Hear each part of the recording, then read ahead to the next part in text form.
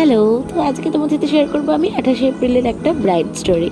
তো সেদিনকারই কী পরিমাণ তাপমাত্রা ছিল সেটা তোমরা সকলেই জানো। সেদিনকারই কিন্তু প্রচণ্ড রাস্তাঘাট ফাঁকা ছিল, এমনকি একটা ক্যাব পেতেও আমার অনেক সময় ওয়েস্ট করতে হয়েছে।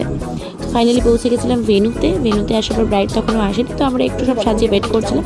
তো ফাইনালি ব্রাইড চলে এসেছে 1 ঘন্টা লেট করে। তো তার রিকোয়ারমেন্টসগুলো শুনে নিয়ে আমি কিন্তু অলমোস্ট শুরু করে দিয়েছিলাম মেকআপ। তো এটা ছিল ওয়াটারপ্রুফ বেসের। তো সামারে কিন্তু ওয়াটারপ্রুফ বেসটা অন্য কোনো বেস ভাবাও যায় না। তো পরপর তার প্রসেসগুলো চলছিল, আর আমি কিন্তু সমস্তটার মাঝে আমার ব্রাইডকে দেখে জিজ্ঞাসা করে নিয়েছিলাম যে তার পছন্দ হচ্ছিল কিনা। তো তার মাঝে এলো ফটোগ্রাফার। তো দেন এখানে কিন্তু শ্যুটের কাজ চলছিল। তো তার মাঝখানে অন্ধকারে আমার একটা পার্টি মেকআপ ছিল, সেটাও সেরে ফেললাম। তো ফাইনালি আমার ব্রাইড কিন্তু রেডি। তো তার মুখ দেখে বুঝতেই পারছো যে সে কতটা খুশি হয়েছে। তো তারপর 1 ঘন্টা আমি আবার ওয়েট করলাম ক্যাবের জন্য। তো ফাইনালি এখন বাড়ি যাবার পথে। টাটা, দেখা হচ্ছে তোমার সাথে নেক্সট কোনো ভিডিওতে। সবাই ভালো থেকো।